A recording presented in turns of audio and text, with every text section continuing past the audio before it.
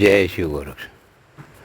प्रिय श्रोताओं, यह कहानी उस समय की है जब 17वीं शताब्दी में भारतवर्ष में मुगल शासकों ने चारों तरफ को अपने पैर जमा लिए और हिंदुओं पर अत्याचार, लूटपाट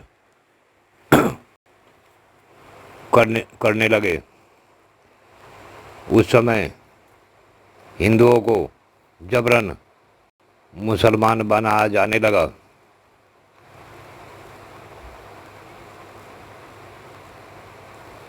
बाहर के विदेशियों ने, पुर्तगालियों ने, अंग्रेजों ने भी भारत भूमि में अपने कदम जमाने शुरू कर दिए थे।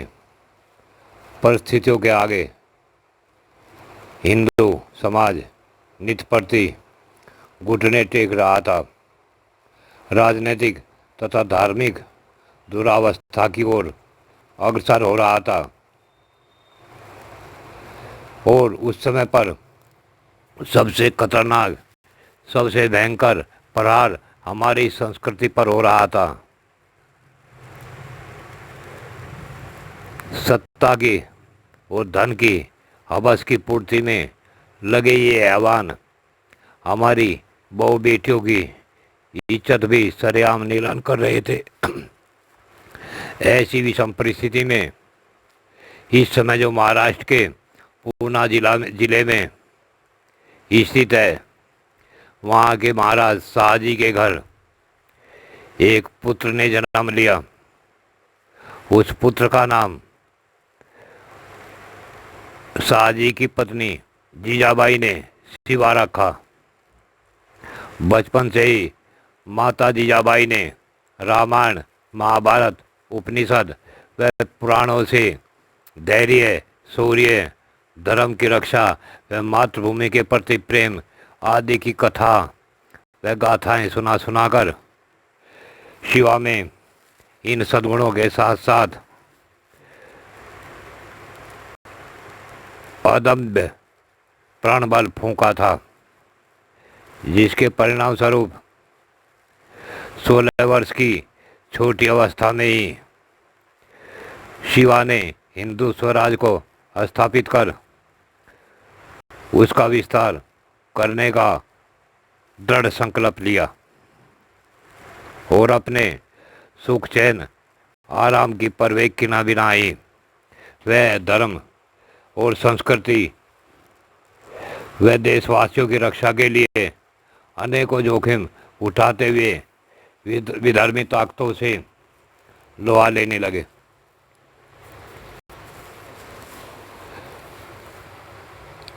शिवा परबल पुरुषार्थ, दृढ़ मनोबल, अदम्य उत्साह एवं अद्भुत पराक्रम दिखाते हुए भारत भूमि पर फैल रहे मुगल शासकों की जड़ें हिलानी शुरू कर दी। शत्रु ने अपना काल समझने थे। वे शिवा को रास्ते से हटाने के लिए रोज नए नित षड्यंत्र रचते रहते थे। छल, बल, कपट आदि किसी भी प्रकार के कुमार्ग का अनुसरण करने में इन आतताइयों ने कोई कसर नहीं छोड़ी थी। परंतु शत्रुओं को पता नहीं था कि जिसका संकल्प दृढ़ हो, जिसका इष्ट मजबूत हो, उसका अनिष्ट दुनिया की कोई ताकत नहीं कर सकती। शिवा विवेक की जगह विवेक, बल की जगह बल तथा इन दोनों से परे की परिस्थितियों में ईश्वर और गुरु निष्ठा का सहारा लेते हुए शत्रुओं को मुंह तोड़ जवाब देते। बचपन से ही माँ ने संतों के प्रति श्रद्धा के जो बीज वीर शिवा के मन मस्तिष्क में बोए, उन्होंने आगे चलकर विराट रूप धारण कर लिया। इस महान योद्धा के मुखमंडल पर शूरवीरता एवं गंभीरता झलकती थी, परंतु हृदय ईश्वर एवं सत्यनिष्ठा के गुणों से पूर्ण था। समय समय पर ये संतों महापुरुषों की शरण में जाते और उनसे ज्ञान उपदेश प्राप्त करते थे। जीवन का सार क्या है इसे जानने का यत्न करते थे। एक बार शिवा संत तुकाराम जी के दर्शन करने के लिए वे सत्संग सुनने आशीर्वाद पढ़ने प्राप्त करने के लिए एक गांव में गए। वे ईश्वरनिष्ठ महापुरुषों से इतने प्रभावित होते थे कि इनसे कृपा की याचना करने लगते थे। परंतु दूरदृष्टि संपन्न संत तुकाराम जी ने उन्हें विभिन्न कलाओं से संपन्न लोक संत उस समय के समर्थ गुरु रामदास जी की शरण में जाने की सलाह दी। संत तुकाराम जी के बातों को मानते हुए शिवा रामदास जी की शरण में चले गए। संत रामदास जी की शरण में हुए भक्तों को आश्रय देने वाले बहुत ही बड़े संजन संत थे। अतः उन्हें अपना तन मन धन अर्थात सर्वस्व अर्पण करना चाहिए, यह सोचकर वे शिवा को भी उपदेश देने में कोई संदेह नहीं किया। धर्मनिष्ठ शिवा समर्थ रामदास जी के चरणों में नतमस्तक हो गए, उनसे अनुग्रह की याचना की।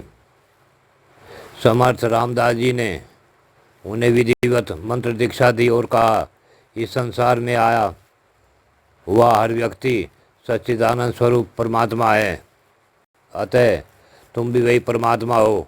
मनुष्य मनुष्य के बीच भेदभाव न करते हुए तुम्हें राजधर्म का पालन करना चाहिए।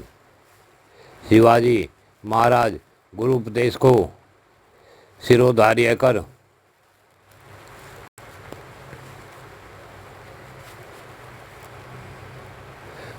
उन पर अड़िग रहे। एक बार शिवा महाराज ने अपने गुरुदेव से राज के लिए शुभ चिन्ह मांगा। तब समर्थ रामदास जी ने अपने शरीर का लपेटा हुआ भंगवा वस्त्र उन्हें दे दिया।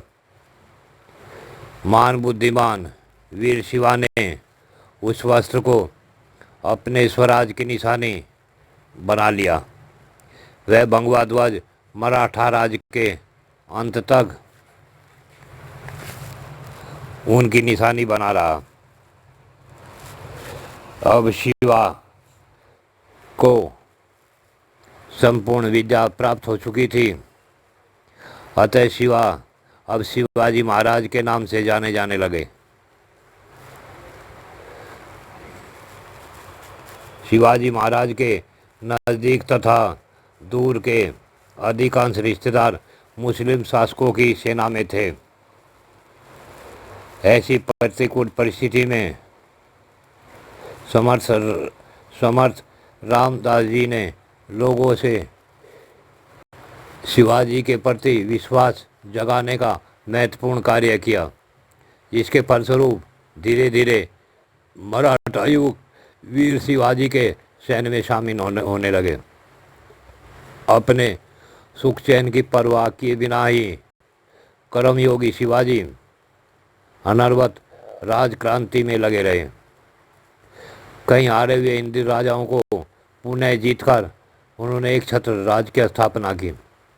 ऐसा संघर्षपूर्ण जीवन बिताते हुए भी उन्होंने अपने सद्गुरु समर्थ रामदास जी एवं संत तुकाराम जी आदि महान पुरुषों की सेवा में कोई कसर नहीं छोड़ी। महाराज शिवाजी शत्रुओं के लिए तो खतरनाक जाबाज थे, परंतु अपनी प्रजा के लिए प्रेम के अवतार थे। उनकी प्रजा के प्रति हित की भावना से गदगद कभी कभी समर्थ रामदास जी उन्हें प्रजाहित दक्ष के नाम से संबोधित करते थे। इस प्रजाहित दक्ष सम्राट ने गांव के भोले भाले निरीह किसानों के हितों का खूब ख्याल रखा। युद्ध के लिए निकलने वाले सैनिकों को वे खास हिदायत देते। रास्ते में आने वाली जनता को किसी भी प्रकार का कष्ट नहीं पहुंचना चाहिए। खेतों में खड़ी फसल का पत्ता भी आपके कारण नहीं छूना चाहिए। उनके हाथों परहित के अगणित कार्य अविरत होते चले गए। उनकी शासन व्यवस्था में समाज की बहु बेटियों की इज्जत प्रतिष्ठा का विशेष ध्यान रखा जाता था। मन चले युवकों को वे कड़ी से कड़ी सजा देने में चूकते नहीं थे। फारसी के दबदबे के कारण लुप्त हो रही हमारी संस्कृत भाषा की गरिमा को पुनः प्रतिष्ठित करने के लिए उन्होंने संस्कृत का प्रचलन शुरू किया। जबरन मुसलमान बनाए गए हिंदुओं का शुद्धिकरण कर उनकी पुनः हिंदू समाज में वापसी कराई।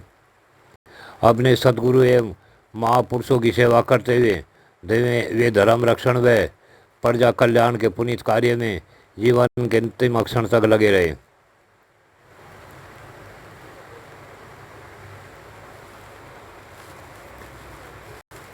अतः हमारे सम्राट शिवाजी मराठों के ही नहीं, पूरे भारतवर्ष के सम्राट हैं। जय शिव गोरक्ष।